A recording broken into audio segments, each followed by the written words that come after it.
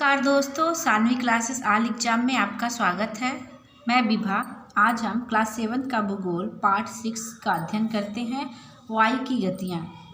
अगर ये वीडियो आपको अच्छी लगे तो प्लीज़ लाइक शेयर और सब्सक्राइब करना ना भूलें। चलिए आइए स्टार्ट करते हैं। आप निम्न वायुदाब तथा उच्च वायुदाब के विषय में पढ़ चुके हैं। गर्म वायु वाले क्षेत्र में निम्न दाब तथा ठंडे वायु क्षेत्र में उच्च दाब पाया जाता है। वायुदाब और हवा के चलने में गहरा संबंध होता है। वायु सदैव उच्च वायु क्षेत्र से निम्न वायु दाब क्षेत्र की ओर चलती है। पृथ्वी के धरातल के निकट वायु की इस क्षैतिज गति को हवा या पवन कहते हैं। पवन दिशा संबंधी सिद्धांत।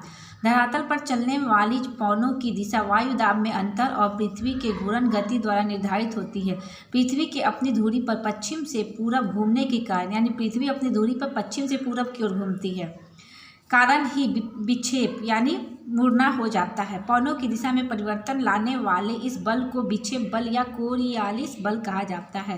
वायु के अपने मार्ग से विचलित होने की प्रक्रिया को विक्षेपण कहते हैं। इस विक्षेपण बल के कारण उत्तरी गोलार्ध में सभी पवनें अपनी दिशा से दाहिनी यानी पश्चिम ओर तथा दक्षिणी गोलार्ध में बाईं यानी पश्चिम ओर मुड़ जाती हैं। इस आधार पर फेरल नामक विद्वान ने पवन की दिशा संबंधी अपने मत प्रतिपादित किए। पवन के प्रकार किसी स्थान विशेष में चलने वाली विशिष्ट हवाओं को स्थानीय पवन कहते हैं। स्थल से जल या जल से स्थल की ओर चलने वाली पवनों को क्रमशः स्थली या जलीय समीर कहते हैं।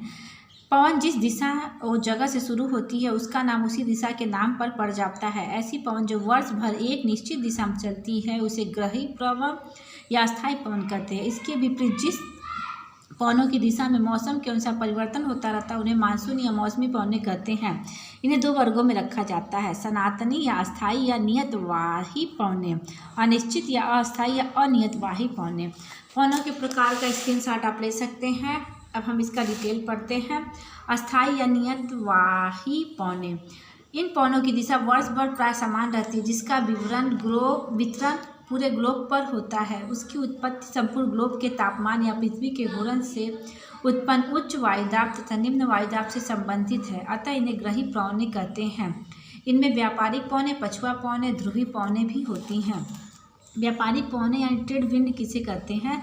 अयनवर्ती या उपोष्ण उच्च वायुदाब से भूमध्य रेखा निम्न वायुदाब की ओर व्यापारिक पवनें चलती है। इनकी दिशा नियमित होने के कारण प्राचीन काल में व्यापारियों को पाल युक्त जलयानों के संचालन में सुविधा होती थी, इसलिए इनको व्यापारिक पवनें कहते हैं। फेरल के नियमानुसार उत्तरी गोलार्ध में इसकी दिशा क्या होती है? उत्तर पूरब से दक्षिण पश्चिम तथा दक्षिण गोलार्ध में दक्षिण पूरब से उत्तर पश्चिम की होती है, जिसे आप देख सकते हैं। उत्तरी गोलार्ध में इसका रुख देखिए कैसा है। पछुआ पवनें उपोष्ण उच्च वायुदाब से उप ध्रुवीय निम्न वायुदाब के बीच दोनों गोलार्धों में चलने वाली अस्थायी पवन को पछुआ पवन कहते हैं। इसकी दिशा उत्तरी गोलार्ध में दक्षिण पश्चिम से उत्तर पूरब तक तथा दक्षिणी गोलार्ध में आपका दक्षिण पूरब से आपका उत्तर पश्चिम तक होगा। ध्रुवीय पवनें। पोलर विंड 60 से 65 अक्षांशों के मध्य दोनों गोलार्ध में कम वायुदाब मिलता है। इन्हें शीतोष्ण कटिबंध निम्न दाब पेटी कहते हैं। ध्रुवों पर अत्यधिक शीत होने के कारण उच्च वायुदाब साल भर बना रहता है। ध्रुवीय उच्च वायुदाब से शीतोष्ण उप ध्रुवीय निम्न वायुदाब की ओर पवनें चलती, इन्हें ध्रुवीय पवनें कहते हैं। अस्थायी या अनियतवादी पवनें, जिसमें मानसून पवनें हैं।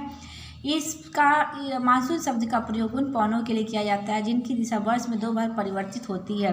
ये पवनें ऋतु परिवर्तन के अनुसार अपनी दिशा बदल देती हैं।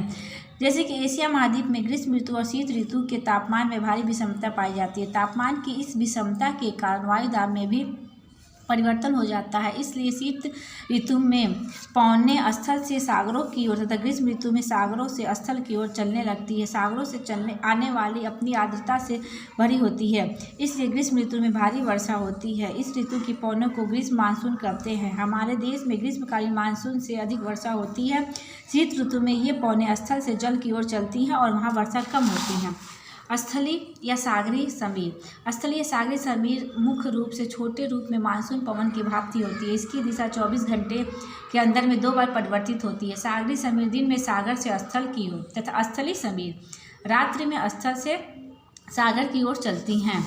स्थलीय और सागरीय समेट के चलने का एकमात्र कारण स्थल तथा जल का गर्म एवं ठंडा होने में परस्पर विपरीत स्वभाव का होना है। दिन के समय स्थलीय भाग समीर की अपेक्षा जल्दी गर्म हो जाती है और स्थल के ऊपर की वायु गर्म होकर उठने लगती है। इससे स्थल पर निम्न वायुदाब क्षेत्र बन जाता है। सागर की दिशा ठंडी स्थल के निम्न वायुदाब की ओर चलने लगती है, इसलिए सागरीय समीर कहते हैं। स्थानीय पवनें किसी स्थान विशेष में प्रचलित पवनों के विपरीत स्वभाव में चलने वाले विशेष प्रकार की पवन को स्थानीय पवनें कहते हैं। मुख्य स्थानीय पवनें जैसे है भारत की लू है, चिकून आपका अमेरिका का है, सिरोको इटली का है, हरम टंटान सहारा मरुस्थल का है, बोरो एड्रियाटिक सागर का है, मिस्टल स्पेन और फ्रांस का है, ब्लिजर्ड कनाडा और साइबेरिया का। चक्रवात किसे कहते हैं? गर्मी के समय आपने देखा होगा तेजी से धूल भरी आंधी और बवंडर होता है, ठीक उसी प्रकार चक्रवात होता है। चक्रवात उन चक्करदार पवनों को कहते हैं जिनके मध्य में निम्न वायुदाब एवं किनारे की ओर उच्च वायुदाब होती है। स्थल मंडल में स्थानीय दशाओं के कारण भंवर उत्पन्न होता है, जो भवन झंझाटों का रूप धारण कर लेता है। इन्हें चक्रवात कहते हैं और इनका आकार 80 किलोमीटर से 30 किलोमीटर तक होता है। चक्रवातों में पवनें बाहर से केंद्र की ओर चलती हैं। इनकी दिशा क्या होती है? उत्तरी गोलार्ध में घड़ी की सुइयों के विपरीत तथा दक्षिणी गोलार्ध में घड़ी की सुइयों के अनुकूल होती हैं। उष्णकटिबंधीय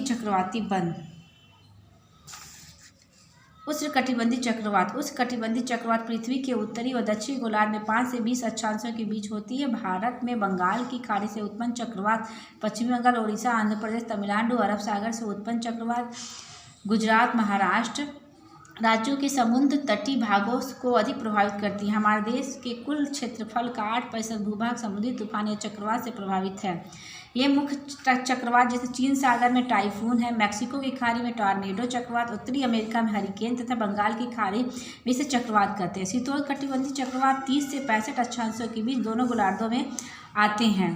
ये आकार में अधिक विस्तृत होते हैं, परंतु पवनों की गति कम होने के कारण उष्णकटिबंधीय चक्रवातों की तुलना में कम विनाशकारी होते हैं। इसके बचाव के क्या नियम हैं? संचार माध्यमों द्वारा सूचना दे दी जाती है। चक्रवात आने की चेतावनी होने पर समुद्र तट या नदियों के डेल्टा क्षेत्र से दूर स्थानों पर चले जाना चाहिए।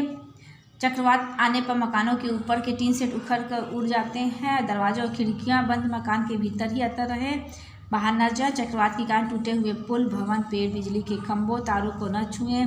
बाढ़ के पानी में न जाए। चक्रवात आने की सूचना मिलने पर खाने की सामग्री, पेय पदार्थ लेकर सुरक्षित स्थान पर चले जाएं।